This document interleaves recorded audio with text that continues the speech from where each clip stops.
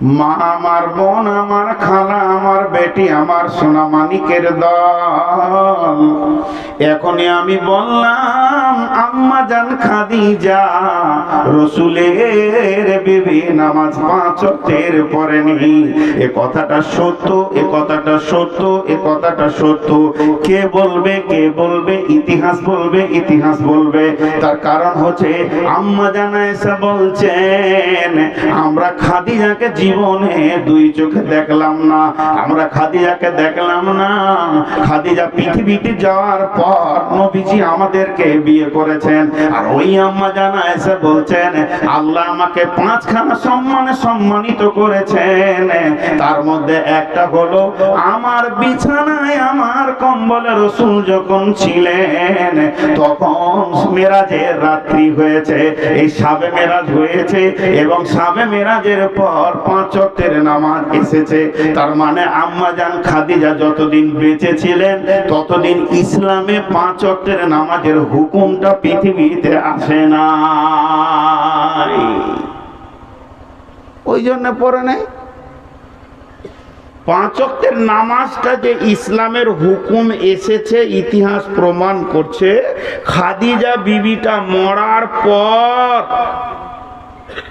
তাহলে নামাজ পড়লে কি করে? তাহলে ইতিহাসটা যদি না জানতাম তাহলে আমাদের ভিতরে কি হয়ে থাকতো যে রসুলের বিবি নামাজ পড়েনি। আসলে নামাজ পড়েনি নয়, ভাষাটা হবে নামাজ পায়নি। নামাজ আসবে তবেই তো পড়বে, নামাজটা আসেনি। তাহলে রসুলকে মসজিদ থেকে আটকানো হলো কেন? এর পেছনে ইতিহাস আছে। মসজিদ নামে জায়গাতে বিশ্ব নবীকে যেতে দেয়া হলো না। ফেরেশতা জিবরাইল পাঠিয়ে বলা হলো কি বিসমিল্লাহির রহমানির রহিম লা তাকুম ফীহি আবাদা লা মসজিদু উসসিসা আলা তাকওয়া মিন আউওয়ালি ইয়াউমিন আহাক্কু আন তাকুমা ফীহি রিজালুন ইউহিব্বুনা আন ইয়াতাতাহহারু আল্লাহু ইউহিব্বুল মুতাত্তাহিরিন। যারা মসজিদ করছে এরা জানে কত চালে কত পানি লাগে। জি ভাই, তো এই জায়গায় যে কি ইতিহাস লুকানো আছে, স্বয়ং রসুলকে মসজিদে পা দিতে দেওয়া হচ্ছে না। আর মসজিদ হলো পৃথিবীর সবথেকে পবিত্র জায়গা। জি, একজনের গরু ঢুকে গেছে মসজিদে, ইমাম সাহেব চিল্লাইছে, মুরব্বী মানুষ ভয়ে আরো ষাঁড়ের কাছে যেছে না। কার গরু রে, কার গরু রে, ওই কার গরু, খুব চিল্লাইছে। যার গরু সে এসে দৌড়ে এসে বলছে আপনি মৌলবি সাহেব মানুষ, এত গলার ফাঁড় কেন গো? ধীরে বলতে পারেন না? গোটা গাঁ জেনে নেবে যে আমার গরু মসজিদ ঢুকেছে, তো আপনি মৌলবি সাহেব মানুষ এত চিল্লাইছেন কেন? তোর বলছে তোর হুঁশ আছে গরু যে মসজিদ ঢুকে গেছে, তোকে হুঁশ আছে? তখন বলছে আপনার হুঁশ আছে? আমি কোনোদিন ঢুকি, গরু বলি ঢুকেছে।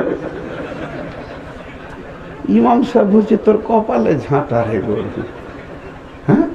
তুই আবার অহংকারের সাথে বলছে আমি কোনোদিন মসজিদ ঢুকি, ও গরু বলে ঢুকে গেছে, ওর বুদ্ধি নাই, এই নিয়ে চিল্লাইছে।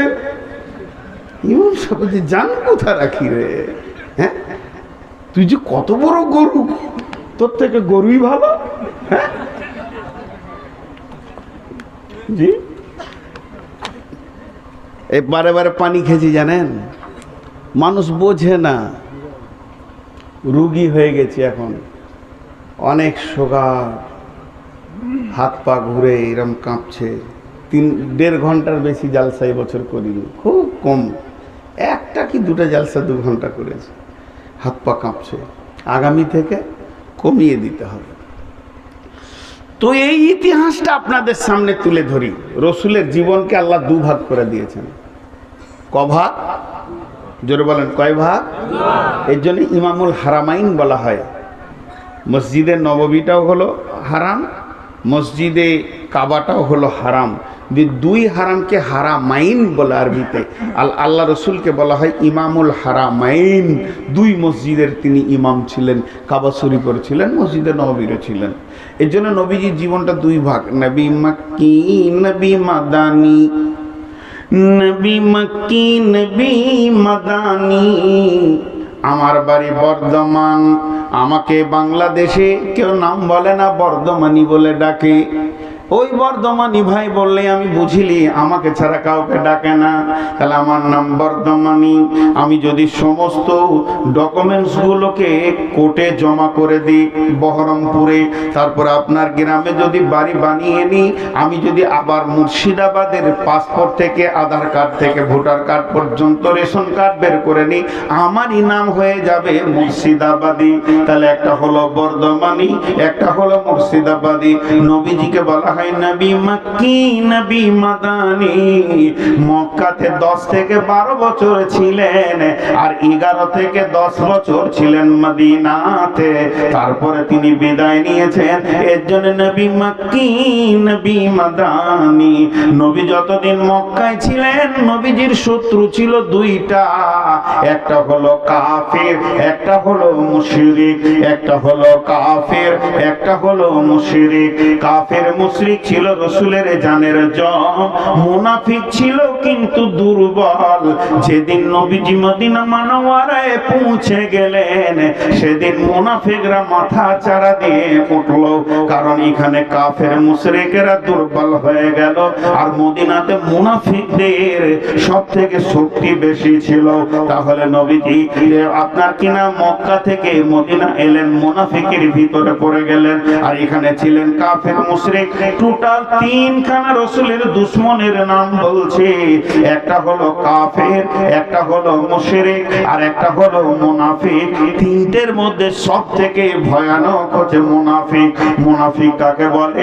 লেপের ভিতরেই শুয়ে থাকবে, আপনার চিরজিগলি দোস্ত, আপনার জানের দুশমন হবে, এরই নাম মুনাফিক। আর কাফের মুশরিক তো সামনে সামনে লড়াই করবে। মদিনা মুনাওয়ারায় যখন বিশ্বনবী পৌঁছে গেলেন, তখন মদিনাওয়ালা নবী ছাড়া কিছুই বুঝে না। গোপালপুর আমি চলে এসেছি বর্ধমান থেকে রাতে লুকিয়ে। আর এই মসজিদে যখন ইমামতি করছি, তো অত্র এলাকায় পুরুষ, নারী, শিশু, বৃদ্ধ, শিক্ষিত, অশিক্ষিত, শ্রমজীবী, বুদ্ধিজীবী আমাকে ছাড়া কিছু বুঝে না। ছেলে মেয়ের বিয়ে দিবে, তা বলছে হুজুর মেয়েটার বিয়ে ঠিক করে ফেলেছি, আপনি যদি বলেন তো ওখানে দিব, নাহলে দিব না। হুজুর ছেলের বিয়ে হচ্ছে, আপনাকে থাকতেই হবে। হুজুর ঘরটা কোন দিকে করব? হুজুর আমি এটা কি, মানে আমাকে ছাড়া এক পা চলছে না গোপালপুরের লোক। আচ্ছা বলেন, এতদিন যারা নেতৃত্ব দিচ্ছিল তাদের কলজে ঠিক থাকবে? হ্যাঁ না বলে না? এদের কলজে জ্বলতে লাগলো, কোথা থেকে এলো রে, সব লুটে নিলে রে।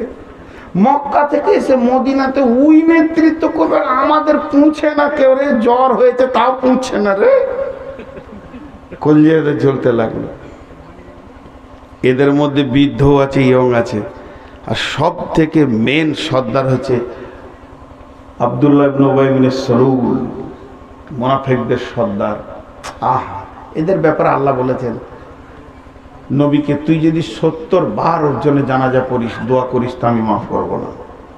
বিশ্ব নবী বলেছেন তাহলে 71 বার পড়ি, বলে জীবনও মাফ করবো না। খাই আল্লাহ কত রেগে আছে। তো এই মুনাফিকেরা মিটিং করছে গোপনে। ইতিহাসটা ভালো করে শুনবেন, 2 মিনিট লাগবে। আর এটা না শুনলে আপনি বুঝতে পারবেন না যে রসুলকে কেন মসজিদ থেকে আটকানো হলো। এরা গোপনে মিটিং করছে। তো এদের মধ্যে ইয়ংও আছে। তো ইয়ংগুলো বলছে মনে হচ্ছে ওটা কেটে ফেলে দিই, মানে রসুলকে কেটে ফেলে দিই, ও যে সম্মান লুটে নিয়েছে।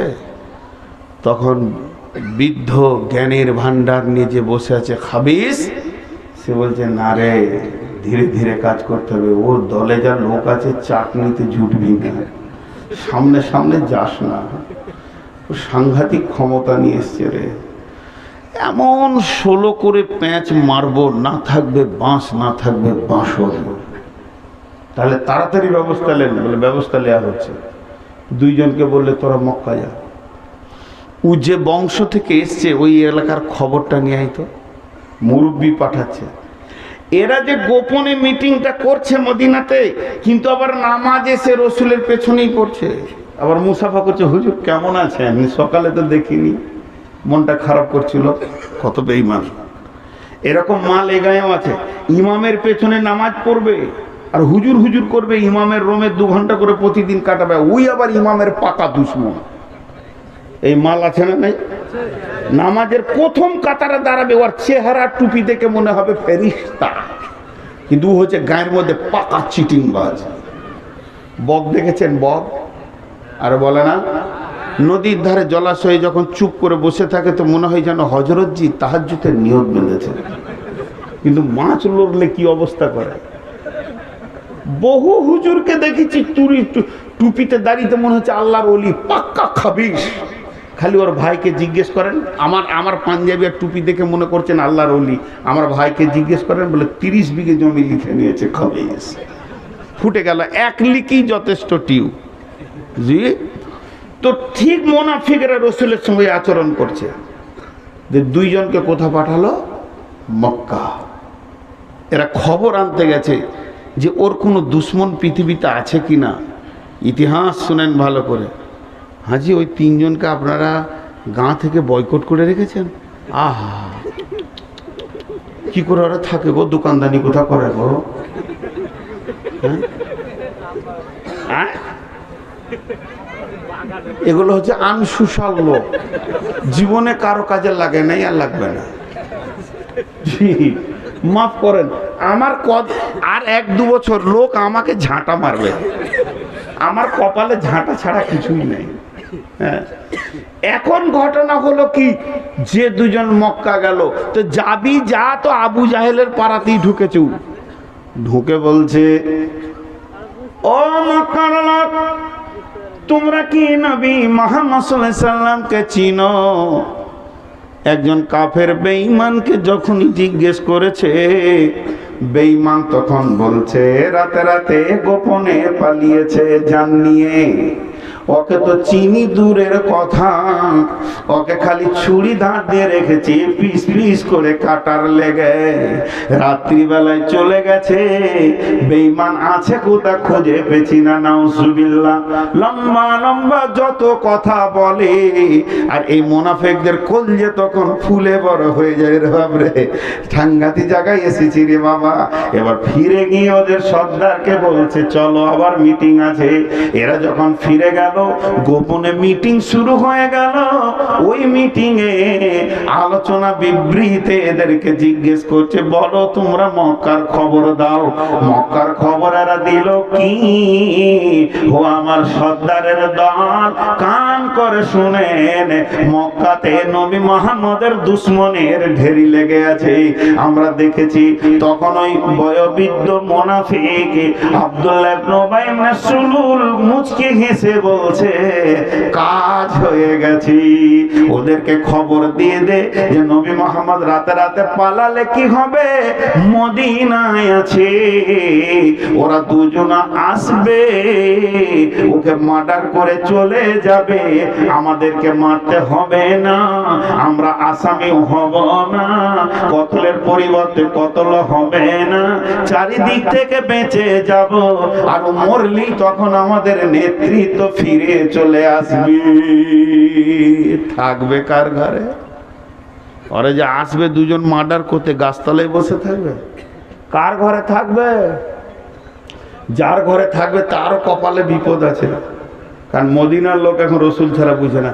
তখন এর একটা প্ল্যান করছে, এক কাজ কর, একটা ছোট মসজিদ তৈরি কর, মসজিদ কর একটা, এই মসজিদে থাকবে। হাজি, এটা হলো জামে মসজিদ।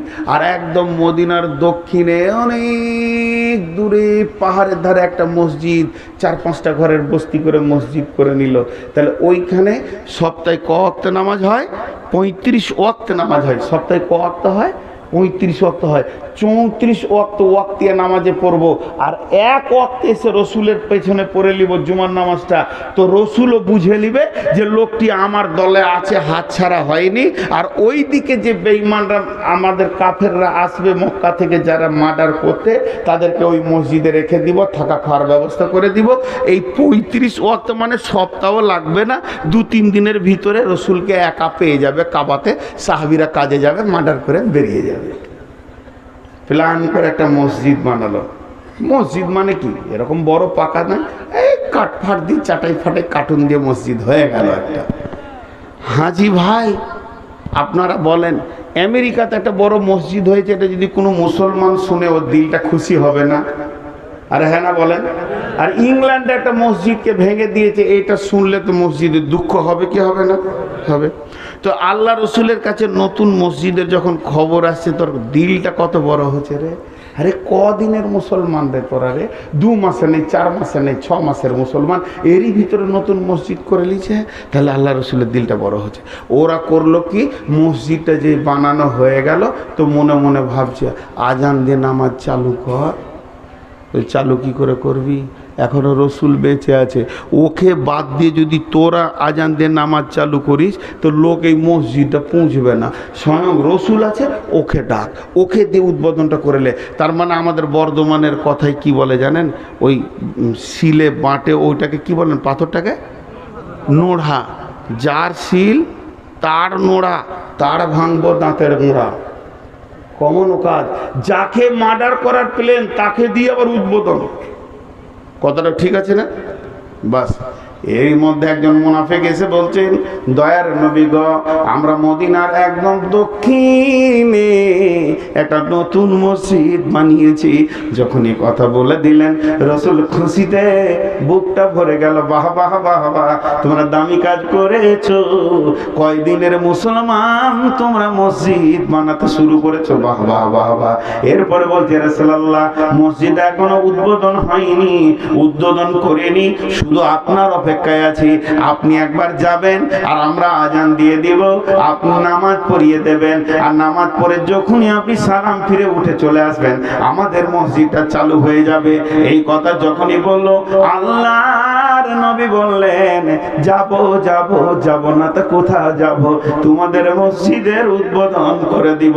এই কথা বলে ওই মসজিদে নামাজ পড়ার জন্য বিশ্বনবী যখন রেডি হয়ে গেলেন, বিশ্বনবী তৈরি হয়ে গেলেন, বিশ্বনবী পোশাক পরে নিলেন, যেমন করে মসজিদে যেতে হয়, উজু গোসল করে সবগুলি যখন কমপ্লিট করে এবার হুজরা থেকে বের হবেন, এমন সময় আল্লাহ জিবরাইলকে বলছে, আটকাও আমার নবীকে, আটকাও। আমার নবী ওই মসজিদে পা দিবে, এটা আমি মেনে নিতে পারবো না। তার মানে গোপন খবর তো আমার আল্লাহ জানেন। তখন আমার আল্লাহ বললেন, জিবরাইল আমার নবীকে গিয়ে বলে দাও। এবার জিবরাইল সামনে দাঁড়িয়ে বলছেন, বিসমিল্লাহির রহমানির রহিম, ওয়াল্লাযীনা ইত্তাখাযু মাসজিদান জিরারা ওয়া কুফরা তাফরীকাম বাইনাল মুমিনি ওয়া ইরসাদান লিমান হারাবাল্লাহা ওয়া রাসূলাহু মিন ক্বাবলু ওয়া লা ইয়াহলিফুন্না ইন আরাদনা ইল্লাল হুসনা ওয়াল্লাহু ইয়াশহাদু ইন্নাহুম লাকাযিবুন লা তাকুম ফীহি আবাদা লা মাসজিদু উসসিসা আলা তাকওয়া মিন আউওয়ালি ইয়াউমিন। সূরা তাওবা 108, 109, 107, 108 আয়াত নাযিল হয়ে গেল। গোপনের সমস্ত কথাগুলি খুলে রাসূলকে বলে দিল। জিবরাইল আমিন কি বলেন, ওয়াল্লাযীনা তাখাযু মাসজিদান জিরারা ওয়া কুফরা, ও দয়ার নবী গো, তারা জিদের বশবর্তী হয়ে কুফরি তাড়নাতে আপনার বিরুদ্ধে তারা ওটাকে মৃত কেল্লা তৈরি করেছে। ওখানে দুশমনদেরকে নিয়ে এসে আপনাকে মারা হবে, এই রকম একটা প্ল্যানের কেল্লা তৈরি করেছে। ওটা মসজিদ নয়, ওটা আল্লাহর খাতাতে, আল্লাহর যেটা আপনারা মসজিদ বানাচ্ছেন আল্লাহর খাতাতে মসজিদের লিস্টে চলে এসেছে, ওটা সেটা কিন্তু সেই মসজিদ নয়। ও তাফরীকাম বাইনাল মুমিনি, ওরা চাইছে মুমিনের ভিতরে ফাটল ধরে যাক। আর ওরা কি লিমান হারাবাল্লাহা ওয়া রাসূলাহু মিন ক্বাবলু, তারা প্রথম থেকে আল্লাহ এবং রাসূলের দুশমনি করে করে করে করে চলে আসছে। আর ওয়ালা ইয়াহলিফুনা ইন আরাদনা ইল্লাল হুসনা, আপনি যদি ওদেরকে জিজ্ঞেস করেন তোরা কি করেছিস, ওরা তো মিথ্যাবাদী মুনাফিক, ওরা কসম করবে আর বলবে, দয়ার নবী গো, আমরা মসজিদ বানিয়েছি, ভালো কাজ করেছি, আল্লাহু ইয়াশহাদু ইন্নাহুম লাকাযিবুন, আল্লাহ সাক্ষী দিচ্ছে এটা কোরা হলো মিথ্যা। লা তাকুম ফিহা বাদাক, হে নবী তুমি তোমার জীবদ্দশে জীবন ওখানে পা দেবে না, ওই জায়গাটা তোমাকে পা দিতে মানা করে দেওয়া হলো। লা তাকুম ফিহি আবাদা লা মাসজিদু উসসিসা আলা তাকওয়া মিন আউওয়ালি ইয়াউমিন, এই মসজিদটা প্রথম দিনের ভিতটাই ছিল তাদের জিদের অবস্থায়। অতএব এই মসজিদে জেরারে নবী হে তুমি পা দিও না।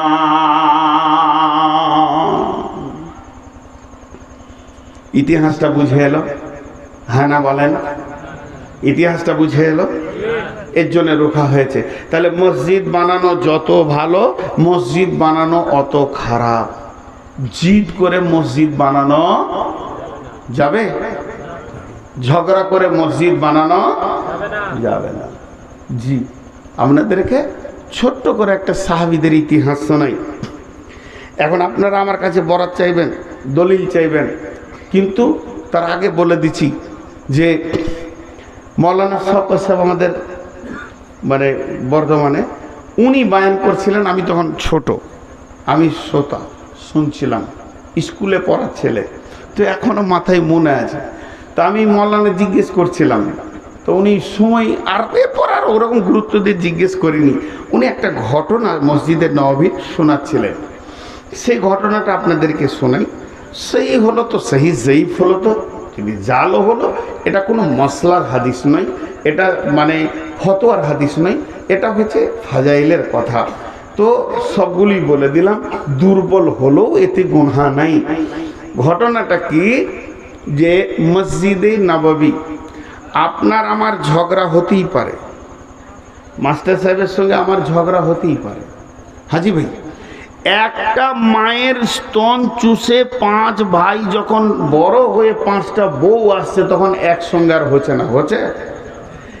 একটা দরজা তৈরি করলো আব্বা, বড় কষ্ট করে ঘর বানালো, 20 বছর পরে এসে দেখছি 6খানা দরজা 6 ভাইয়ের। কেন? এক দরজাতে আর ঢোকা সম্ভব হচ্ছে না, লাঠালাঠি হয়ে গেছে।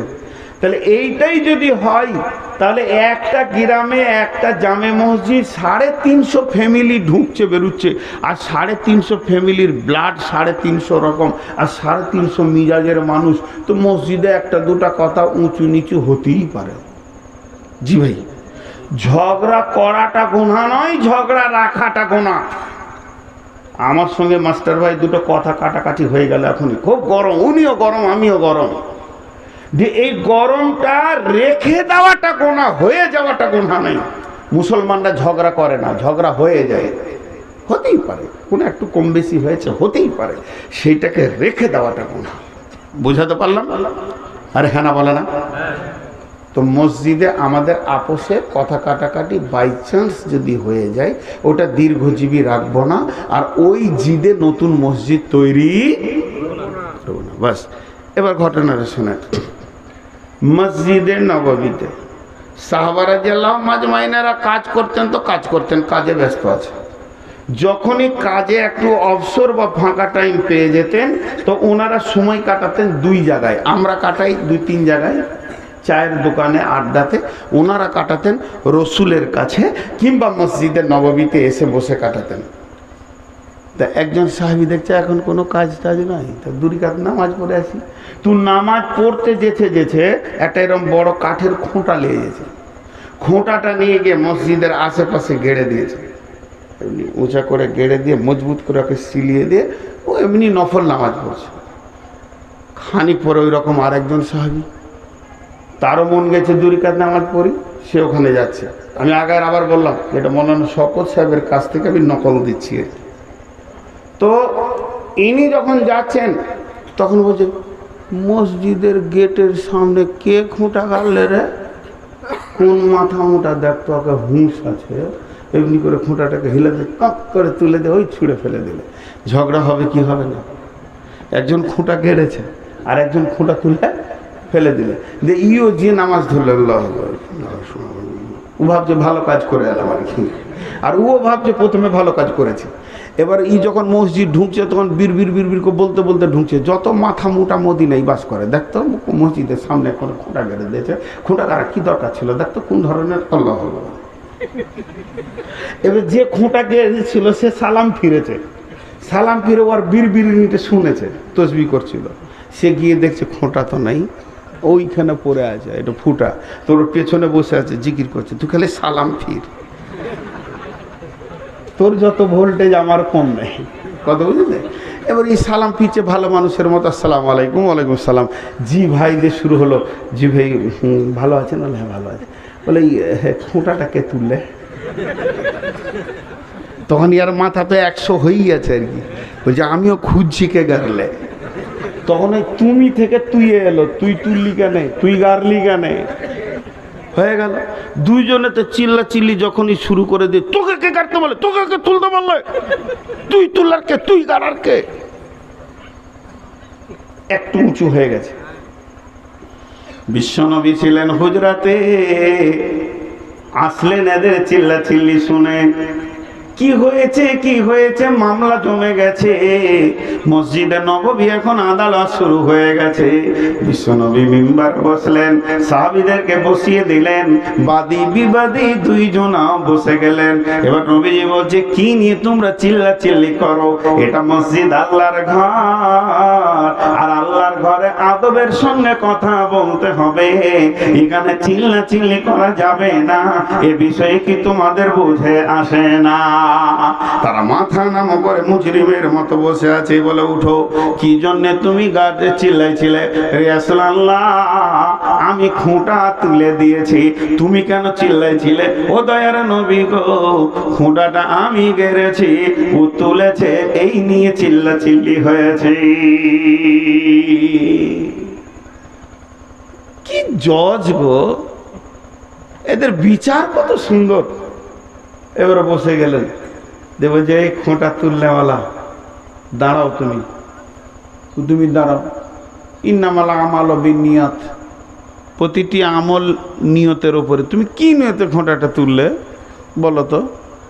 ও বলতে শুরু করলো, দয়ার নবী গো, এটা মসজিদে নববী, আর মসজিদে নববীর গেটে পাশাপাশি খোঁটা থাকবে, দেখে খারাপ লাগবে। মসজিদকে পরিষ্কার পরিচ্ছন্ন, মসজিদ এলাকায় পরিষ্কার পরিচ্ছন্ন রাখার কথা আপনি বলছেন, আর খোঁটাটা দেখে খারাপ লাগছে, এর জন্য আমি খোঁটাটা তুলে দিয়েছি। সর্বোপরি আঁধারে সকলে তো আলো নাই, টক্কর লেগে যাবে, বিপদ হয়ে যাবে, পড়ে যাবে, এই কত রকম বিপদ আপদকে ভেবে যাতে করে মসজিদে সুন্দরভাবে মুসল্লি যায় আর আসে, এই নিয়তে আমি আল্লাহকে রাজি করার উদ্দেশ্যে তুলে ফেলেছি। নবীজি বললেন, বসো, তোমার বলা হয়ে গেছে, তুমি বসো। আপনারা একবার বলেন, ঠিক করেছে না ভুল করেছে? বলেন না জি? হ্যাঁ, ঠিক করেছে, মজবুত করে বলতে হবে। বলে, তুমি বসো। ওই গাড়িওয়ালা, উঠো। কি নিয়তে এরকম করতে গেলে বাবা? ও দয়ার নবী গো, ও দয়ার রসুল গো, এটা হলো মদিনা মানওয়ারা, এর দক্ষিণে হচ্ছে মক্কা, এর উত্তর হচ্ছে শাম আর সিরিয়া। মক্কার লোকেরা শাম সিরিয়াতে ব্যবসা করে, সিরিয়ার লোকেরা মক্কাতে ব্যবসা করে।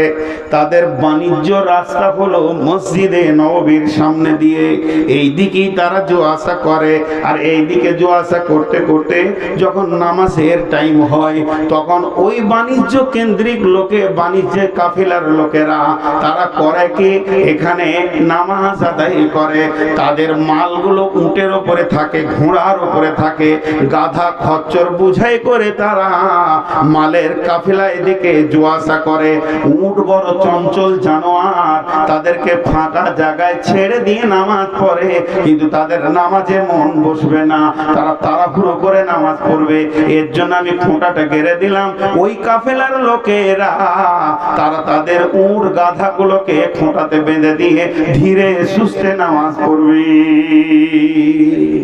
এবার বলেন, ঠিক করেছে না ভুল করেছে? তো দুজনেই ঠিক করলো।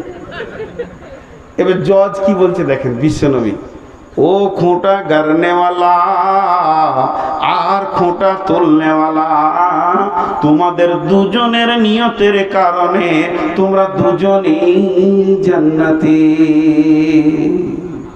কি ফাইসালা!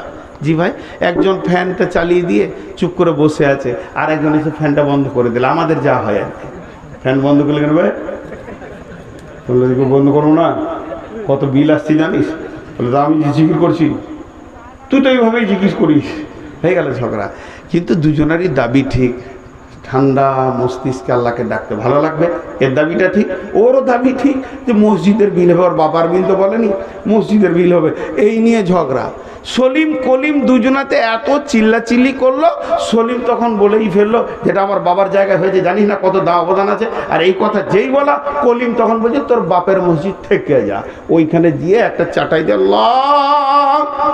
কলিম এখানে আজান কেন দিয়েছে? নতুন মসজিদ করে নিলাম আমি, যাব না, আমার বাপেরও 4 বিঘে কাটা জায়গা আছে রোড সাইডে, হবে না মসজিদ। ঝগড়া করে করলে মসজিদ হবে না, মহব্বতের সঙ্গে করতে হবে। বুঝাতে পারলাম? একবার হ্যাঁ না বলেন। 12টা বেজেছে, বাজেনি না?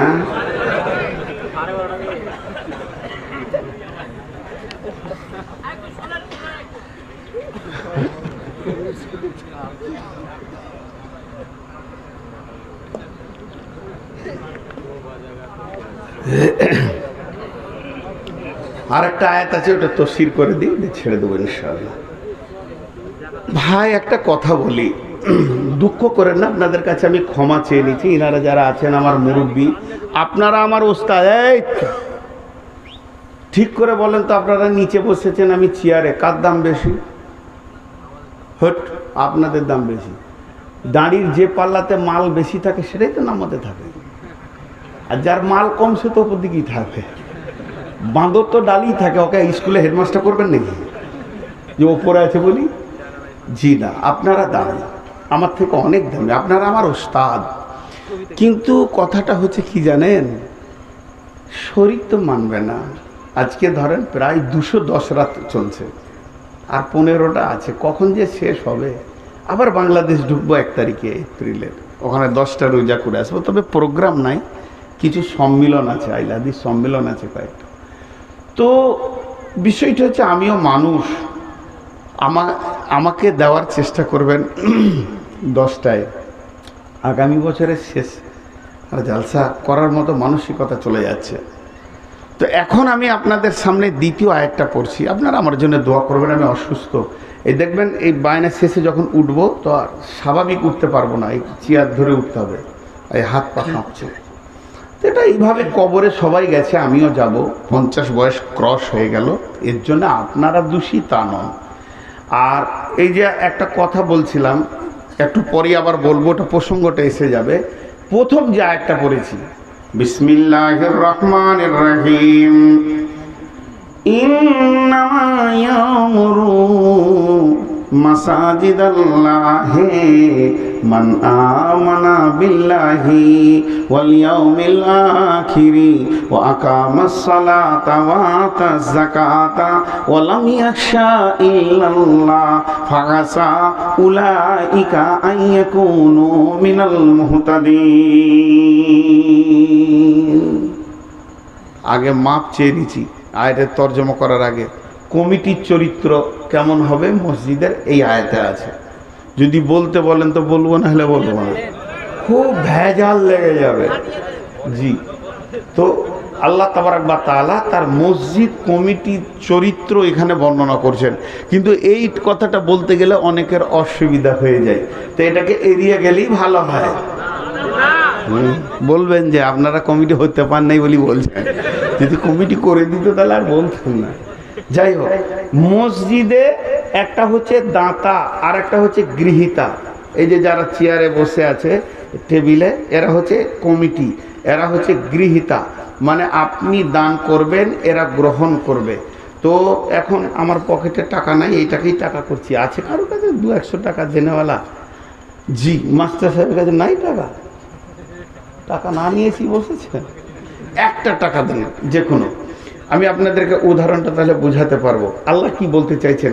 আগে দাতাদেরকে বলেলি, তারপরে কমিটিকে বলবো, বিরক্ত হবেন না। এটা হলো ইন্ডিয়ান মুদ্রাস্ফীতি 100 টাকা। এবারে আপনি আসছেন দান করতে, এটা আপনার হাত, এটা টেবিল, আমি হলাম মসজিদ সেক্রেটারি, ক্যাশিয়ার, এখানে দেবেন, এটা আল্লাহকে দিয়ে দিলেন। এবার টাকাটা আমি তুলবো, আপনার হাত দিয়ে টাকাটা পড়েছে আর আমার হাত দিয়ে টাকাটা উঠবে, দুইজনকে আল্লাহ কি বলছে কথাটা বুঝেল? এখন যে দান করছে ওকে বলি, বিসমিল্লাহির রহমানির রহিম, ইন্নামা ইয়ামুরু মাসাজিদাল্লাহি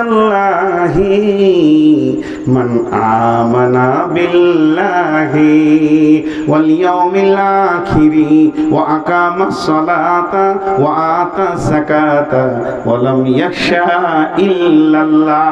এই পাঁচটা গুণ যদি তোর ভিতরে থাকে তবেই তুই দান কর। আর এই পাঁচটা গুণ যদি তোর ভিতরে না থাকে তোর দান করে কোনো লাভ হবে না, হবে না, হবে না। আল্লাহ বলছেন আল্লাযীনা ইউমিনুনা বিল গায়বি ওয়া ইউকিমুনাস সালাত ওয়া মিম্মা রাযাকনাহুম ইউনফিকুন। আগে বিশ্বাস তারপরে জমা, না আগে জমা তারপরে বিশ্বাস। কথাটা বুঝাতে পারলাম? আমার কাছে 20 লাখ টাকা আছে, আমি হজে চলে যাব, ভাবছি বেঁচে আসবো কি না মরে যাব, তো টাকাটা রাখবো কার কাছে? ছেলেদেরকে দিচ্ছি না, 4টা বেটাতে ভাগ করে নেবে। কিন্তু আমি চাইছি গাঁয়ে কারো কাছে রেখে যাব, দিয়ে আমি ওকে বলে গেলাম আমি যদি না ফিরে আসি লাশ আছে ছেলে আমার ছেলেদের হাতে দিয়ে দেবেন, আর ফিরে এলে আমাকে দেবেন। তাহলে যার কাছে আমি টাকা রাখবো তার উপরে বিশ্বাসটা আগে, যে তারপরে টাকা দিব, না টাকা দিয়ে দেবো তো বিশ্বাস করবো? আগে বিশ্বাস। তো আল্লাহ তাবারক ওয়া তাআলা বলছেন, হে টাকা দেনেওয়ালা, তুই যে টাকা দিতে আসিস এই স্টেজে কিংবা টেবিলে কমিটির কাছে, আগে তুই বিশ্বাস ঠিক রাখ টাকাটা তুই কাকে দিছিস। মান আমানা বিল্লাহে, আল্লাহর উপরে যদি তোর ঈমান থাকে তাহলে টাকাটা তুই টেবিলে নামা। আর আল্লাহর উপরে যদি তোর ঈমান না থাকে তোর মতো বেঈমানকে টাকা দিতে হবে না। তোর মতো বেঈমান যদি টাকা দেয় তাহলে মসজিদে ঝগড়া লাগবে, আল্লাহকে অপমান করবে, আর সমাজের ভিতরে ফাটল ধরবি। তিনখানা খারাপি লুকিয়ে আছে তোর টাকাটার ভিতরে। অতএব তুই যদি টাকা দিতে চাস তাহলে আল্লাহর উপরে বিশ্বাস করে টাকাটা তুই ফেলে দে। কতদিন মুখ বন্ধ থাকবে তোর? কতদিন মুখ বন্ধ থাকবে তোর? তোর টাকাটা দেওয়ার পর মুখটা কতদিন সিলাই করে দিবে? অতদিন পর্যন্ত ওয়াল ইয়াউমিল আখিরি, কিয়ামত পর্যন্ত তুই মুখকে সিলাই করে দিবি।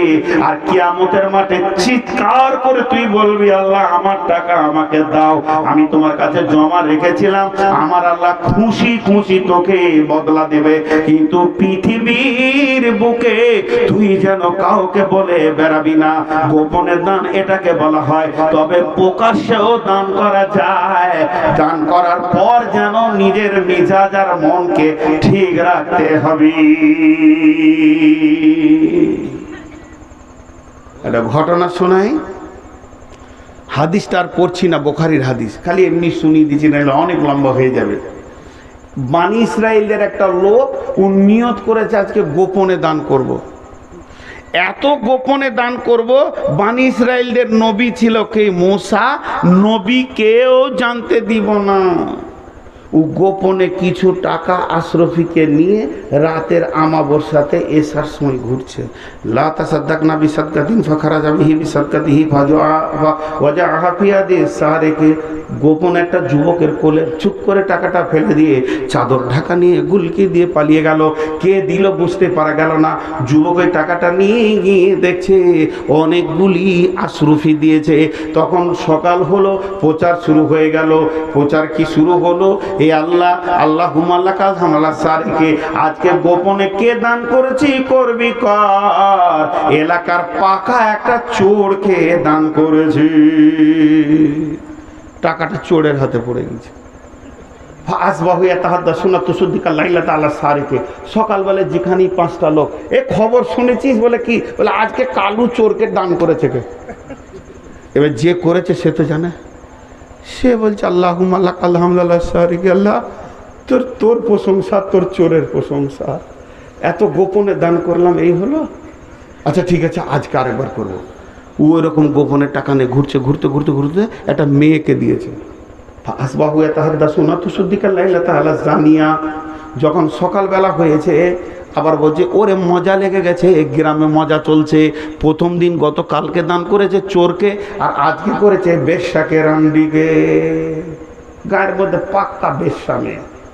ও তখন মনে মনে ভাবছে, এই আল্লাহ এ কি করলাম? করলাম একটা বেশ্যাকে করলাম, একটা বেশ্যাকে দান করলাম, তোর মনের ভিতরে কি ঢুকে গেল? যা, দুদিনের দান শেষ। আচ্ছা, দান 3 দান। আজকে একবার দেখছি লা তাসাদ্দাকনা বিসাদকাতিন ফাখরাজা বিসাদকি দিফা জাফে আদিল গানি ফাসবাউ ইয়াতাহাদ্দাসুনা তুসাদ্দিকা লাইলাতা আলাল গানি। একটা মোড়ে 3 মাথাতে একটা বুড়া বসে আছে, তার মধ্যে যৌবনও নাই, পাঁচিল টপকে চুরি করতে পারবে না, খক খক করে বসে বসে কাছে ওকে মালটা দিয়ে দিয়েছে। এবার মনে ইতমিনান হয়ে গেছে, মনে হয় যেন আজকের ধানটা কবুল হয়ে গেল। ফাসবাহু ইয়াতাহাদ্দাসুনা তুসাদ্দিকা লাইলাতা আলাল গানি। যখন সকাল হয়েছে সব দিকে ওই রকম কথা বাজছে, চলে মজা লেগেছে। প্রথম দিন দিয়েছে চোরকে, দ্বিতীয় দিন দিয়েছে রান্ডিকে, আর তৃতীয় দিন দিয়েছে এলাকার মধ্যে সেরা বড় লোক বকিল হাড় কিপটেকে। কপাল খারাপ লাগলো কানতেও। সহি বুখারীর হাদিস, ও কাঁদছে, এই আল্লাহ মাবুদ গো, আমার দানগুলো তুমি কেন কবুল করছো না? আমি কি গুনাহ করলাম? আল্লাহ তাবারক ওয়া তাআলা ফাউতিয়া কিলা লাহু শব্দটা এমন আছে, আল্লাহ তার কাছে কিভাবে শব্দ পাঠিয়েছেন আল্লাহই জানে। তাকে আল্লাহ বলছেন, রে আমার গোলাম, তোর দানের ভিতরে এতটাই ইখলাস ছিল, তোর দানের ভিতরে তোর দিলটা এত দামি ছিল, আমি ওই তোর দামি ইখলাসের কারণে দানটাকে 2টা কাজে লাগিয়ে দিয়েছি। একটা হলো তোর দান কবুল হয়ে গেছে, আর আমি 3 জনকে হেদায়েত দিয়েছি। ওটা হোমিওপ্যাথিক ওষুধের মতো কাজ হয়ে গেছে। রে বান্দা, তুই কি জানিস ওই টাকাটা যখন চোরটা পেয়েছে রাত্রিতে কাঁদছে আর বলছে, মাবুদ আমি চুরি ছাড়া রুজি রুটি জানি না, আমি ভেবেছিলাম তোমার দরবারে আমার জায়গা নাই, কিন্তু আজকে ভেবে দেখছি আমার মতো চোরকে তুমি বিনা মেহনতে যখন খাবার দিতে পারো, আর জীবনে চুরি করব না, সে তওবা করেছে। ওই বেশ্যা মেয়েটা গভীর রাত্রিতে উঠে কাঁদছে আর ডুকরে বলছে, পৃথিবীর লুচ্চা ছাড়া আমাকে কেউ চেনে না, ভালো মানুষরা আমাকে জানে না। আমি ভেবেছিলাম মাবুদ আপনি হলেন পাক, আপনার দরবারে আমার জায়গা নাই, কিন্তু আজকে আমি ভেবে দেখছি আপনার মতো মাবুদের দরবারে আমার জায়গা রয়েছে, অতএব আর জীবনে বেশ্যাগিরি করব না, তওবা করে নিলাম।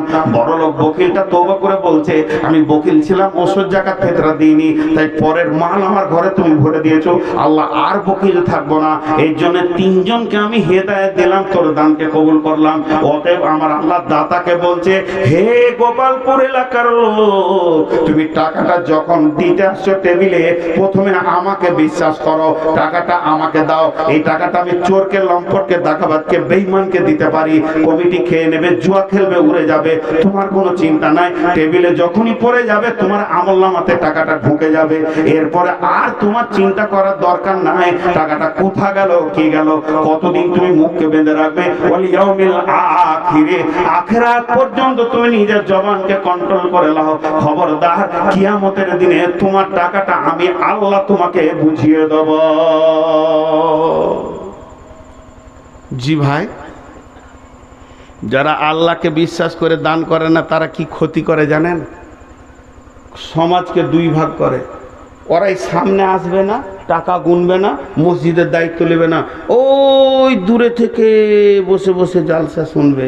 আর আমার আগে যে মৌলানা সাহেব কালেকশন করছে, ওর 2 মুখ দিয়ে থুতু উড়ে গেল, কষ্ট তো আর কলজে চলে গেল। দোষ ওনার নাই, আল্লাহর কসম ওনাকে আমি দোষ দিব না, আর কমিটিকেও দোষ দিব না। কেন? মানুষের নিচার হয়ে গেছে যে ওর নামটা বলতে হবে। কেন বলবে? কেন বলবে আপনার নাম? আপনি যাকে দিচ্ছেন সে আপনার নাম জানে কিনা বলেন? সে যদি জানে তাহলে ভেজাল মুক্ত হয়ে আছে। আজকে উনি বাধ্য হলেন তাড়াতাড়ি করে বলতে গিয়ে, কোনোটাই দোয়া হলো না, অমুক দিল, অমুক পাঠালো, এই করে বললেন। আমি ওনাকে দোষ দিছি না, আমার বক্তব্য হচ্ছে ওনাকে ওই লিস্ট পড়া বাদ দিয়ে যদি 2টা সহি হাদিস শুনতেন ওনার কাছে, বা একটা কোরআনের আয়াতের তর্জমা শুনতেন, উনি একটা আলিম, আমি বলছি না যে বিরাট বক্তা, নাউজুবিল্লাহ, তারপরও আমার ওস্তাদ, তো উনি যদি একটা কোরআনের আয়াত কুলহু আল্লাহু আহাদ বলো, ওই আল্লাহ এক, এইটুকু যদি আপনাদেরকে বলতো তো লাভ হতো। ওই লিস্টগুলো বসে বসে শুনলেন, কি লাভ পেলেন? সমাজ আমাকে বলেন। দোষ ওনার দিব না, আল্লাহর কসম, উনি আমার ওস্তাদ, ওনার জুতো আমার মাথা বরাবর। আপনারা কি লাভ পেলেন? 40 মিনিট ধরে আমি ঘড়ি দেখেছি ওই রুম থেকে যে চলছে, কি লাভ পেয়েছেন বলেন? এই জন্য ইনি মৌলানা সাহেব বলে দিলেন আল্লাহুম্মা সাল্লি আলাইহি আল্লাহুম্মা বারিক আলাইহি, ওইটা পেলেন। ওটা পেলেন, আমিও আমিন বললাম পিছন থেকে বসে, হ্যাঁ এইটা পেলো। সমাজ অনেক খারাপ হয়ে গেছে। এর জন্য আল্লাহ বলছে তোর আখেরাত পর্যন্ত ইমান। এবার ওইখান থেকে বসে বসে শুনছে, আর এখানে টাকা এতগুলো জড়ো হয়ে গেছে, এমনি করে পিট পিট পিট করতে খেলিলে জলসা শেষ হওয়ার আগেই বাড়ি চলে গেল। 3 দিন পর সকালে উঠে ও যেমন বদমাস, ওর মতো 26 কটা গায়ে বদমাস আছে। ওর বন্ধুকে ডেকে বলছে, সেলিম রে আই চা খাবি? তা চায়ের দোকানে বলছে, গত পরশু দিন কালেকশন কেমন হলো, তোর মন কি বলছে? 12 লাখ তো হবেই, টাকা উঁচু হয়েছিল। তোর বলছে আমিও ওই 12-13 মনে করছি, ও যেমন খাবিস বন্ধুটাও খাবিস। আর কমিটি, বক্তা, লাইট, মাইক, সাউন্ড, প্যান্ডেল মিটিয়ে মাত্র 36,375 টাকা পেয়েছে। আর ওদের মাথায় কত ঢুকেছে? 12 লাখ। আর 10 টাকা নোট খালি লাখে লাখে ঝাঁকে ঝাঁকে কাটে, হাজারো হাজার, শেষকালে গুনে দেখে 3 কোটি 4 দিয়ে কমিটি ওই টাকাটা পেলো। এরপরে হার্ডওয়ার্সের দোকানে ধার করে ঋণ করে মসজিদের কিছু কাজ করলো। তখন ওর বন্ধু বলছে, কাজ হবে কি করে?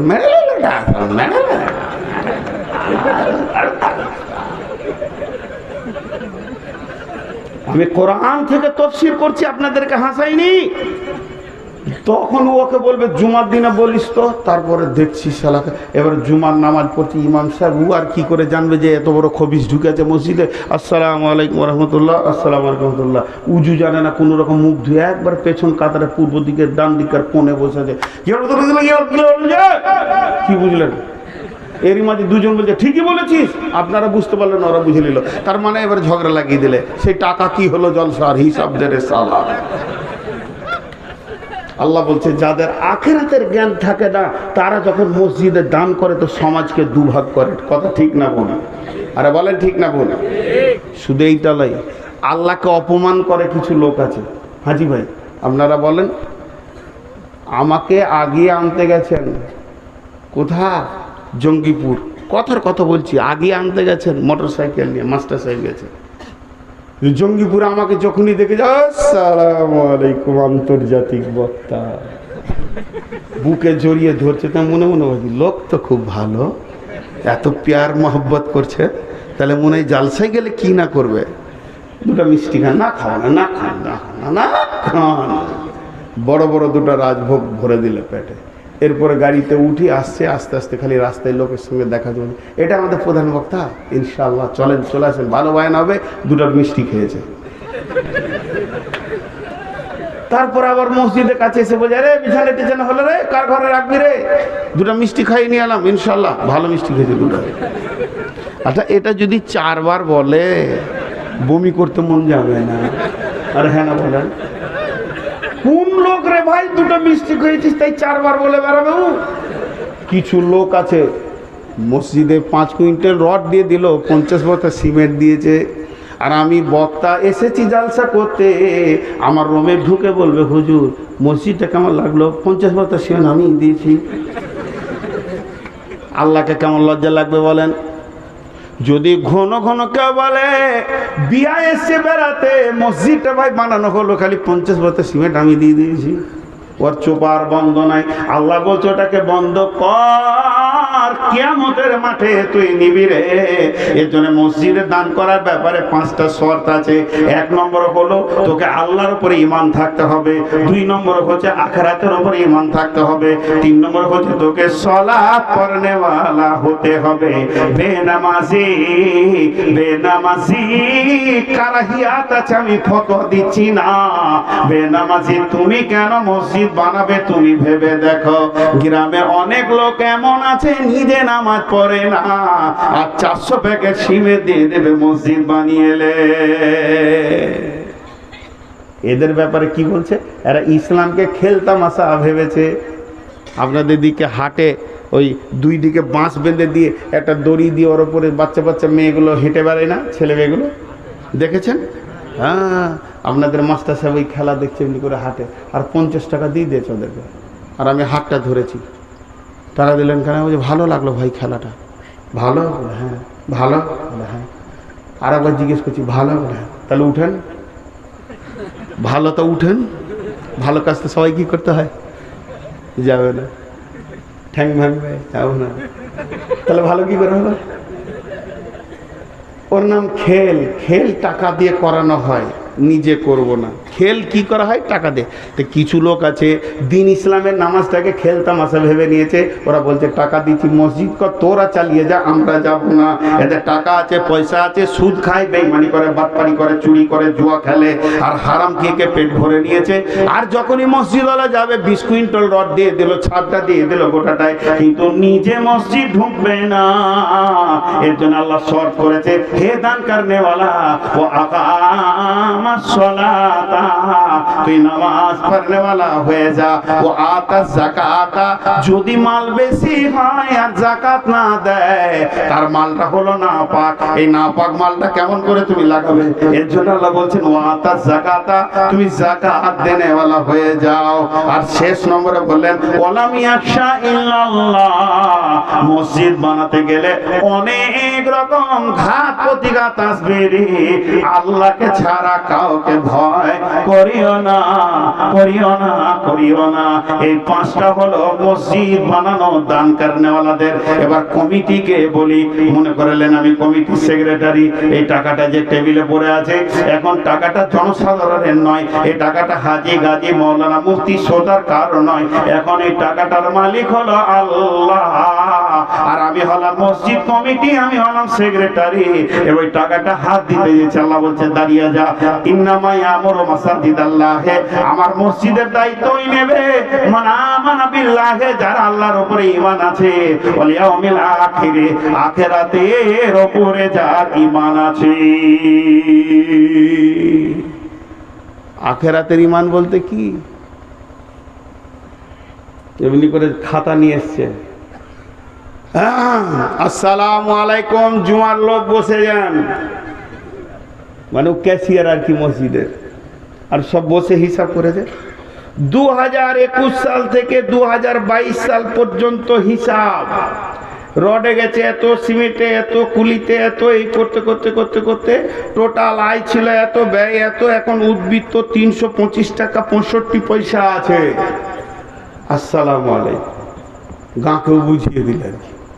আর গাঁ তখন বলছে লোক কত ভালো রে, লোক কত ভালো। আল্লাহ বলছে তুই মনে করলি যে বেঁচে গেছিস? টাকা আমার, হিসাবের দিন আমি তৈরি করেছি, সেদিন ভাউচার আমি দেখব। হে মসজিদ কমিটি, তুমি হুঁশিয়ার হয়ে যাও। কঠিন কিয়ামতের দিনে এই মসজিদের তিলে তিলে তিলে তিলে টাকা তোমরা কিভাবে ব্যয় করেছো আমি হিসাব করে নিব। মাদ্রাসার টাকা আমি হিসাব করে নিব। যারা দিতে এসেছিল তারা তোদেরকে দেয়নি, আমাকে দিয়েছে, আমি তোদের কাছে আমানতদারি রেখেছি। অন্তত আমার টাকার হিসাব ভাউচার তো সারা বিশ্বকে বোঝাগা। একদিন কিয়ামতের মাঠে আমাকে ভাউচার ঠিক করে বোঝাতে হবে। আমি নূর মোহাম্মদ হলাম আপনার মসজিদের সেক্রেটারি, ক্যাশিয়ার। এখন আমি ভাউচার বুঝিয়ে দিলাম। আল্লাহ কিয়ামতের মাঠে বলবেন নূর মোহাম্মদ রে, তোর বেটার ঘরটা বিটির ঘরটা কি করে বানালি তুই বল। তুই যখন মাল আনতে গেছিলি তখন সিমেন্টে ভুটভুটিতে আনতে পারবে না 20 বস্তা, তো বলছিস চড়হা, আমি পেছনটা ঠেলে ঠেলে তোকে পার করে দিব, যাতে করে 2 পয়সা তোর বেঁচে যায়। আর তুই কুলি করিসনি, নিজে সিটগুলোকে টেনে টেনে বের করেছিলি। এটা তোর ঘর হচ্ছে, তোর বেটার ঘর হচ্ছে, তোর বেটির ঘর হচ্ছে। 2 পয়সা বাঁচানোর জন্য তুই বাড়ি থেকে রুটি খেয়ে গেছিলিস, মুড়ি বেঁধে নিয়ে গেছিলিস। আর যখনই আমার মসজিদ মাদ্রাসার কাজ হচ্ছে তখন তুই লেখছিস রিক্সাতে নিয়েছে 2 প্যাকেট সিমেন্টের দাম হলো 400 টাকা, আর রিক্সাতে নিয়েছে 200 টাকা, আর ভ্যান ভাড়াতে নিয়েছে সিকে 200 টাকা, আর এদিকে কুলি লাগিয়েছিলাম ওগুলো বহনের জন্য, তারা নিয়েছে 800 টাকা। আর আপনার আবার গিয়েছিলাম বারবার বাজারে, তার টিফিন খরচ হয়েছে 450 টাকা। আল্লাহ বলছে আই তোর হলারের সাইজ মাপবো আর তোকে মাপবো। তুই দুনিয়ার নিজের কাজের সময় রসগোল্লা দেখলি না, আর আমার মসজিদের কাজ করতে গিয়ে ভাউচার মারলি 450 টাকা, খালি রসগোল্লা 2 জনাতে খেয়েছো। এ এসো তোমার 1 নম্বরে হলার মেপে কিয়ামতের দিনে আমি বের করে নিব, তিলে তিলে আমার টাকা আমাকে বুঝিয়ে তুমি না পাবে। ও আকামাস সালাতা, মসজিদ কমিটিকে নামাজি হতেই হবে, হতে হবে, হতে হবে। বেনামাজি মসজিদ কমিটি হতে পারে না। যদি কেউ জোর করে মসজিদ কমিটি হয়ে যায়, তাহলে সূরা আল ইমরানে একবার ঢুকে গিয়ে দেখে এসো। ওখানে আল্লাহ বলছে, বাজারে দেখে আসিস খাসি কি করে খলায়, আমি জাহান্নামে তোর খাসি খালিয়ে নিব, আমার টাকা তুই হাত দিবি না। একজন গ্রামের সম্ভ্রান্ত লোক, তার 8 ইঞ্চি সেটে আলমারি আছে, সিকিউরিটি আছে, গ্রিল আছে, তার ঘরে মসজিদের 12 লাখ টাকা রাখা আছে, অথচ নামাজ পড়ে না, চলবে না।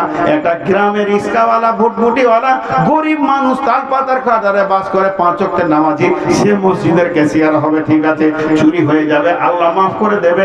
কিন্তু হে বেঈমান, তোর মতো বেঈমান মাতালের ঘরে কেন আমার মতো আল্লাহর পবিত্র টাকা থাকবে? এটা হতে পারে না। অতএব বেনামাজি কোনোদিন কমিটি হতে পারে না।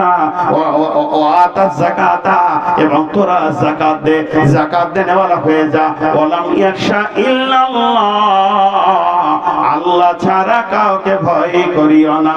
মসজিদ কমিটি হওয়া বড় কঠিন আছে ভাইরা আমার এক জায়গায়, সেটা হচ্ছে এরা কষ্ট করে করে তিলে তিলে ভিক্ষা করে করে মসজিদ বানাবে, আর গায়ের কিছু বেঈমান লোক আছে, ইঁদুরের মতো তারা কথা করে করে কুটকুট কুটকুট করে উই পোকার মতো কাটবে। আল্লাহ তাবারক ওয়া তাআলা বলছে, হে মসজিদ সেক্রেটারি, মসজিদ কমিটি, ওরে মসজিদের ক্যাশিয়ার, মসজিদের সম্পাদক, ওদের কথা শুনে তুই যেন আমার হিসাবগুলোকে ফেলে দিস না। ও বেঈমানরা বলবে, ওয়ালাম ইয়াখশা ইল্লাল্লাহ, কাউকে ভয় করিস না, টাকা ওদের নয়। ওরা যদি বলে মেরে নিলে, কেটে নিলে, খেয়ে নিলে, ফেলে দিলে, তুই খবরদার সেক্রেটারি ছাড়বি না, ক্যাশিয়ার ছাড়বি না, তুই আমার সঙ্গে আতাত রাখবি। ওয়ালাম ইয়াখশা ইল্লাল্লাহ, আমাকে ছাড়া কাউকে ভয় করিস না। তোর যদি বিশ্বাস থাকে আমি আল্লাহর কাছে হিসাব দিতে পারবো, তাহলে তুই ঠিক থাকবি। আল্লাহ তাবারক ওয়া তাআলা এই 5 জনকে 5 গুণে গুণান্বিত বলেন, আসা উলাইকুনু মিনাল মুহতাদিন, আমি আশা করি এরাই হেদায়েত প্রাপ্তের রাস্তাতে রয়েছে। ওতে মসজিদ কমিটি রে, তোদের বিরুদ্ধে কে কি বললো এটা তুই দেখতে যাস না। আল্লাহর ঘরে খিদমত করার সুযোগ পেয়েছিস, এই সুযোগকে ছাড়বি না। আল্লাহকে ভয় করে আমানতদারি ঠিক রেখে মসজিদের খিদমত চালিয়ে যা। বুঝে এলো? বুঝে আসে নাই তো হ্যাঁ বলবে কি করে? জি ভাই, আল্লাহ বলছে মসজিদ কার জানিস? মসজিদ কার? আল্লাহর। মসজিদ কার? আল্লাহ। ও আন্নাল মাসাজিদা লিল্লাহি, মসজিদ হলো কার? আল্লাহ। সমস্ত খরচা দিয়েছে ওর যেমন অধিকার, একজন রিস্কাওয়ালারও সেরকম।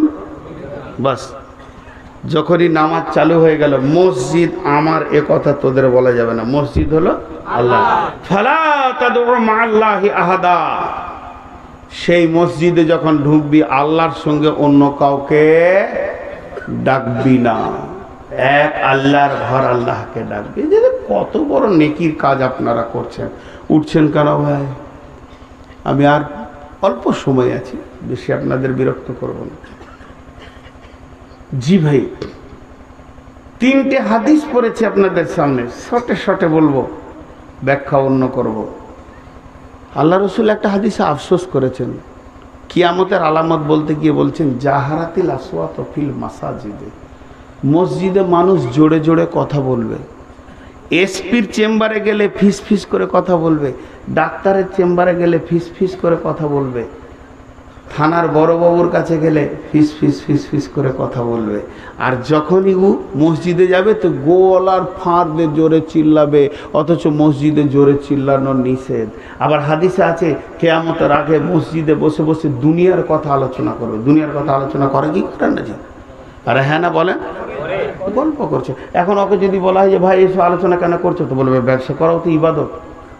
কি সুন্দর যুক্তি দিবে, দুনিয়া করাও তো ইবাদত। কি এমন অন্যায় করেছি ব্যবসার দাম দরের কথা বলছি, তো ব্যবসা করা ইবাদত নয়? হাজি ভাই, ব্যবসা করাও যেমন ইবাদত, মুসলমানরা পেশাব পায়খানা করে সেটাও ইবাদত। দোয়া পরে পেশাব পায়খানা করলে নেকি পাবে। স্বামী স্ত্রী মিলবে সেটাও ইবাদত। ইবাদত নাই? তাহলে কি মসজিদে চলে যেতে হবে? পায়খানা করতে? ইবাদতের একটা জায়গা আছে।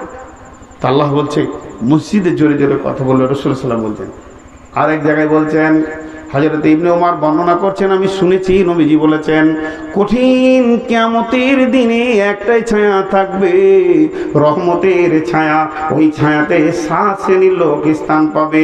তার মধ্যে একটা ওয়ারাজুলুন কালবুহু মুআল্লাকুন বিল মাসাজিদি, ওই লোকটা মসজিদের ছায়াতে পায়, আরশের ছায়াতে থাকবে রে, যে লোকের হৃদয়টা অন্তরটা পড়ে আছে মসজিদের ভিতরে। দুনিয়া করছে কিন্তু মসজিদকে প্রেম করে, মসজিদকে ভালোবাসে, তার অন্তরটা যেন মসজিদে পড়ে আছে।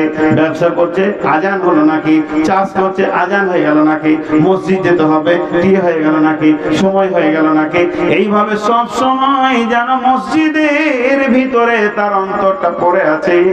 এর জন্য আল্লাহ তাবারাক ওয়া তাআলা বলতে, নবীজি বলছেন, ওয়ারাজুলুন কালবুহু মুআল্লাকুন বিল মাসাজিদি, ওই লোক রহমতের ছায়াতে থাকবে যার অন্তরটা মসজিদে পড়ে আছে। বিশ্বনবী বলছেন, ইবনে আব্বাস, আবার হযরত ওসমান, সব তো কয়েকটা রাবী এটা আছে হাদিসটা, মান বানা লিল্লাহি মাসজিদান বানাল্লাহু লাহু বাইতান ফিল জান্নাহ, যে মসজিদ বানাবে দুনিয়াতে, আল্লাহ তার জান্নাতে ঘর বানাবেন। মসজিদ এমন একটা ঘর যেটা পৃথিবীতে আপনি বানাবেন, আল্লাহ তাবারাক ওয়া তাআলা সঙ্গে সঙ্গে আপনার জন্য জান্নাতে একটা অট্টালিকা বানাবে, এর নাম হচ্ছে মসজিদ।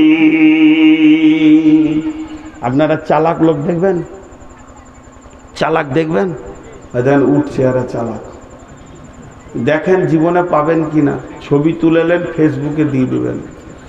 এরা ভেবেছে যে মসজিদ বানালে নেকি পাবে, বলছে মৌলভী সাহেব তাহলে এবার টাকা নেবে, আমি তো টাকা দেবো না, তা বসে থেকে লাভটা কি করবো। এরা হলো চালাক, কিন্তু হালাকে ওরা চালাক নয়। ওরা কি বলবে, ইন আনতুম ইল্লা ফি দালালিন কাবীর, কিয়ামতের মাঠে ওরা বলবে, আল্লাহ আমরাই বড় গুমরা ছিলাম, এখন বুঝে আসছে না, এখন ভাবছে বেঁচে গেলাম। যে কটা বোকা ওই কটাই বসে আছে, হ্যাঁ, কিন্তু সেই দিন বুঝবে। ভাইরা আমার, মসজিদ এমন একটা ঘর, বিশ্বনবীর জামানায় দীর্ঘদিন মসজিদে আলো জ্বলে না, অন্ধকারে নামাজ হয়। ইতিহাস আছে, রোম ফাতহার পরও অন্ধকারে নামাজ চলেছে। সাহাবীরা রোম সম্রাটের মানে মাথার মুকুটে অন্ধকারে পা পড়ে গেছে। সাহাবীরা বলেছে, কি না এটা মাথার মুকুট রোম সম্রাটের, তার মানে অন্ধকারে দীর্ঘদিন চলতো মসজিদে। একদিন বিশ্ব নবী গিয়ে দেখছেন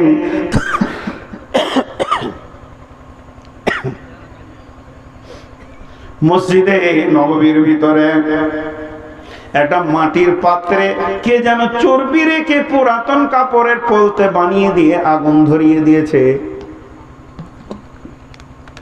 দীপ দীপ দীপ দীপ করে আলোটা জ্বলছে।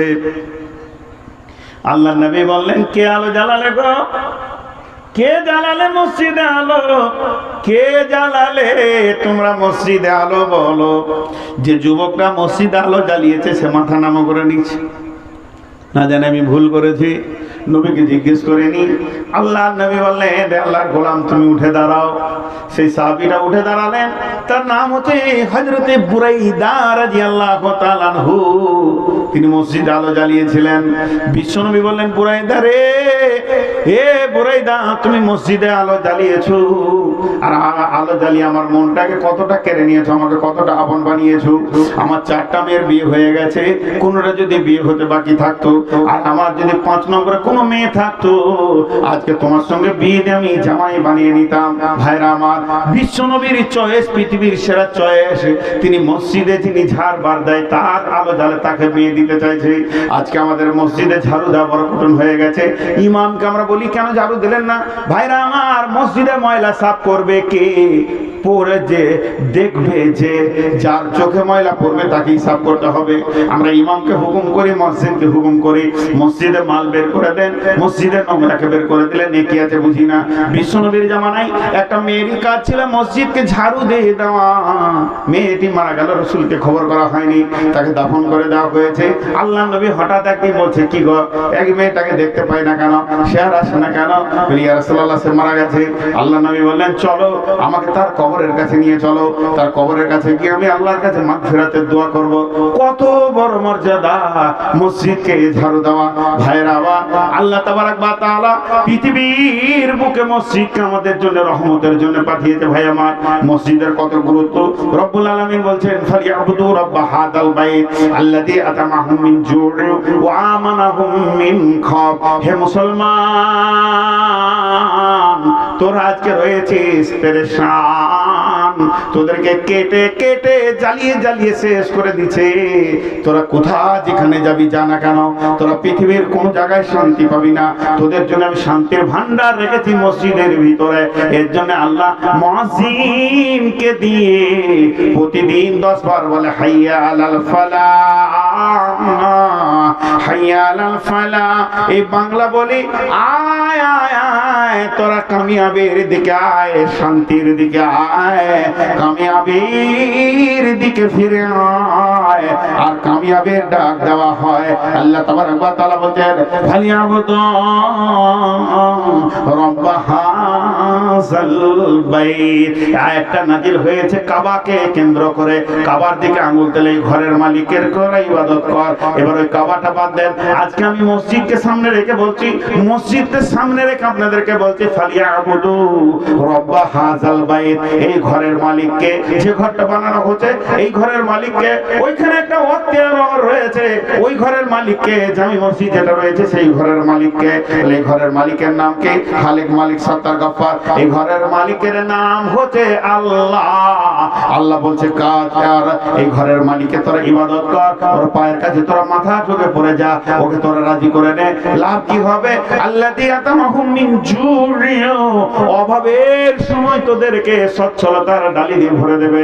ওয়া আমানাহুম মিন খাউফ, এবং ভয়ের সময় তোরা যখন ভীত সন্ত্রস্ত হবি রে, তখন ওই ঘরের মালিক তোদেরকে আমান দেবে, নিরাপত্তা দেবে রে। একটা গল্প শোনাই। দুইটা জিনের বাচ্চা, এটা গল্প, বুখারী মুসলিম হাদিস টাদিস কিছুই নেই, এমনি গল্প, জ্ঞান আছে আর সত্য ঘটনা ওলাই। দুইটা জিনের বাচ্চা খেলা করছে, আর একজন সাপুরে চলে আসছে সাপ ধরার লেগে। তা একটা জিনের বাচ্চা আরেকজনকে বলছে, দেখবি ওকে কেমন বেতাল লাগাবো। বলে, কি করে লাগাবি? বলে, এটা 1 গ্লাস পানি পরে দিছি, তুই এটা ধরে থাকবি, তুই ধরে থাকবি, হ্যাঁ, আর আমি সাপ হয়ে যাব। যখন তুই দেখবি যে আমি খুব বিপদে পড়েছি, তো পানিটা ছিটিয়ে দিবি, তো আবার আমি জিন হয়ে যাব। ঠিক আছে। এবার ও সাপ হয়ে গেছে, আর সাপুরে যখনই সাপ দেখে নিয়েছে, তখন ও আমরা বাঁশি বের করে বিন বিন করে বাজাইছে, সাপটাকে ধরবে। তো এবার ও যখন পালাচ্ছে চারিদিকে, এইদিকে যেছে আবার এদিকে ঘুরছে, গাছে উঠছে তো পড়ে গেল, দেয়ালে চাপতে গেল তো পড়ে গেল, একটা ঘরে ফাটে ঢুকতে গেল তো ফাঁস করে বেরিয়ে এলো। শেষকালে সাপুরে ওর যে খাঁপটা আছে, ওই খুঁপড়িটা দিয়ে একটা ফুটো করে দিলে সুসুর সুসুর করে ঢুকে গেল, কাপ করে ধরে নিয়ে এবার ব্যাগে ভরে নিয়ে চলে যায়। তখন এই ছেলেটা বলছে, এটা আমার বন্ধুজি। বলে, কিসের বন্ধু রে? ছাড়ো না জি, আমার বন্ধুজি, মানুষ হয়ে গেছি জিনের বাচ্চারা। কিসের বন্ধু? বন্ধু আমার। ছাড়বে না কেন? দাও। বলছি, কিসের বন্ধু? বলে, তুমি একবার খাপটা খুলো। যেই খুলেছে, পানিটা মেরে দিয়েছে, তো ওর মতো একটা ছেলে হয়ে গেছে। বলছে, ও তুই জিন ছিলি? বলে, হ্যাঁ। বলে, আমরা দুজনেই জিন। পালিয়ে গেল ওরা। এবার এই বন্ধুটা ওকে বলছে, তুই খাপে ঢুকলি কেন? গাছ দিয়ে পালালি না? ফাটে ঢুকলি না? আমি দেখছিলাম। তখন যে জিনটা সাপ হয়েছে, ও ওই বন্ধুটাকে বলছে, বন্ধুরে আমি যখন সাপ হয়ে গেলাম তখন ও নাগিন বাঁশিতে মন্ত্র পড়ছিল, আর মন্ত্র পড়ে পড়ে আমার দিকে বান মারছিল। আমি যেদিকে গেছি মনে হচ্ছে জ্বলে গেছে, গাছ জ্বলে গেছে। গাছে উঠতে গেলাম ঠান্ডা লাগবে বলে, তো গোটা গাছটা মনে হচ্ছে আগুনের মতো আমার জন্য জ্বলে গেল। এরপর ফাটে ঢুকতে গেলাম, ঠিক ওখানে মনে হচ্ছে আমাকে আগুনের মতো তাপ লাগলো, আবার বের হয়ে চলে এলাম। এরপরে দেয়ালে উঠতে গেলাম, ওখানটা বান মেরে দিলে তো আগুনের মতো জ্বলে গেল, লট করে পড়ে গেলাম। চারিদিকে ঘুরছি, শান্তি পাই না, আর মনে মনে ভাবছি তুই যদি পানিটা দিয়ে দিস তো ভালো হয়। কিন্তু আমি দেখলাম একমাত্র ওর খোঁপটার ভিতরেই রয়েছে শীতল ঠান্ডা, আর ওই ঠান্ডাটা নেওয়ার জন্যে আমার জানটা জ্বলে গেছে। এর জন্য আমি সুসুর করে ভিতরে ঢুকে গেলাম। পৃথিবীটা আমার জন্য জ্বলে গেছিল, ওই খোঁপড়াটাই ছিল ঠান্ডা। হে মুসলমান, এটা আমি উদাহরণ দিলাম, এটা কোনো ঘটনাও নয়, এটা একটা গল্প। হে মুসলমান, পৃথিবীটা তোমাদের জন্য জ্বলে গেছে, কাশ্মীর জ্বলে গেছে, মায়ানমার জ্বলে গেছে, আর ভারত জ্বলছে, এদিকে আপনার কিনা ইউপি জ্বলে গেছে, ওদিকে তামিলনাড়ু গুজরাট জ্বলতে শুরু করেছে, এবার বাংলা জ্বলবে, জ্বলবে। মুসলমান, তোমাদের শান্তির জায়গা একটা মসজিদ, চট করে ঢুকে যাও, শান্তি পেয়ে যাবে। এছাড়া মুসলমান তোমাদের শান্তির জায়গা বলে কিছুই নাই। তো আমার আল্লাহ বলছে ফালিয়াবুদু রব্ব হাযাল বাইত আল্লাযী আত'আমাহুম মিন জু'ইন ওয়া আমানাহুম মিন খাউফ। এই ঘরের মালিক তোমাদেরকে পরিপূর্ণ খাবার দেবে, আর ভীত সন্ত্রস্ত থেকে তোমাদেরকে বাঁচাবে। জি ভাই, বুঝি না। একটা রুহুল মাআনি, এই কিতাবের একটা তফসির শোনাবো আপনাদেরকে। তফসিরটা শোনানোর আগে ছোট্ট একটা উদাহরণ দিব। এরা উঠছে কেন? চালাকের দলে নাম লিখেছে নাকি?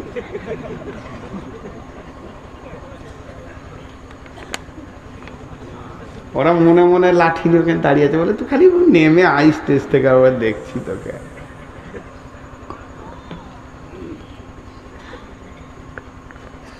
উদাহরণটা ভালো করে শুনেন।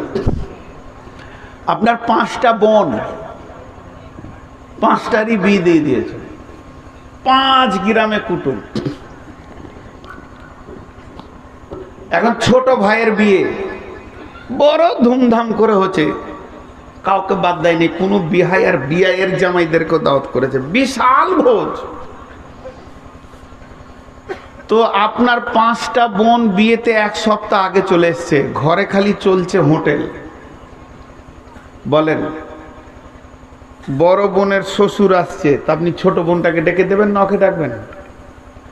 এই তোর কুটুম আসছে, তুই সামাল। বড় বোনের শ্বশুর আসছে, তোকে বললেন এই খাদিজা এটা তোর কুটুম এলো, তুই সামাল। খানিক পরে ছোটটার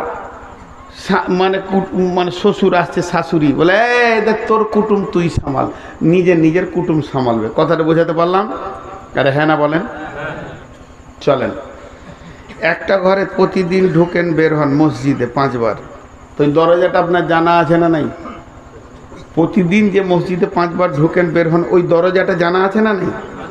আমার গ্রামের মসজিদের দরজাটা কেমন আপনার জানতে কষ্ট হবে, একবার জেনে এলেও ভুল হয়ে যাবে। কিন্তু আপনার গ্রামে যদি আপনি 5 বার ঢোকা বের হন, ওই দরজাটা জানা আছে না নাই?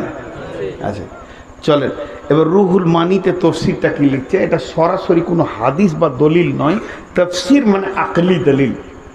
কি বলছে?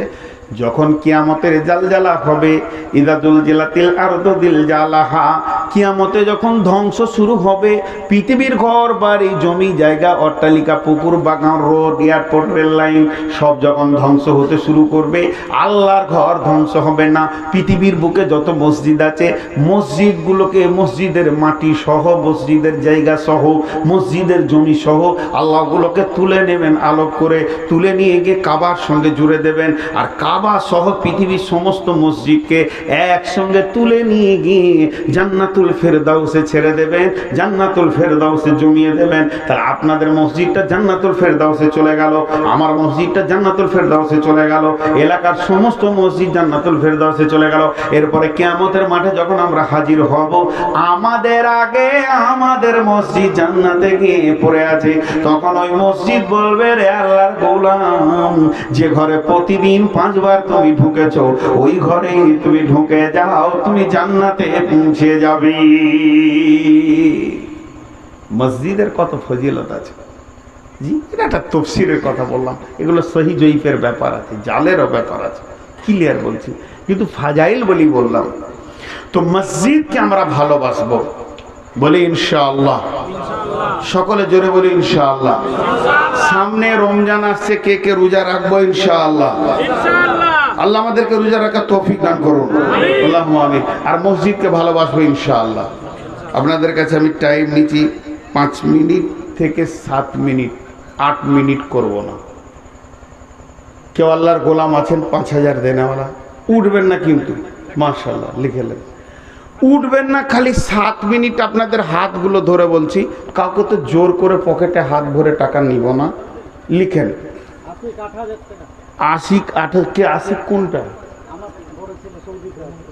সৌদিতে কোথায় আছে? মাশাআল্লাহ 8000 টাকা। আর কেউ আছেন এই একসঙ্গে দোয়া পড়ে উঠবেন, আল্লাহ খুশি হবেন, আল্লাহ খুশি হবেন, আল্লাহ খুশি হবেন। জি, এই টাকাটা নেন। অতএব আর 5000 দেনেওয়ালা কেউ আছেন?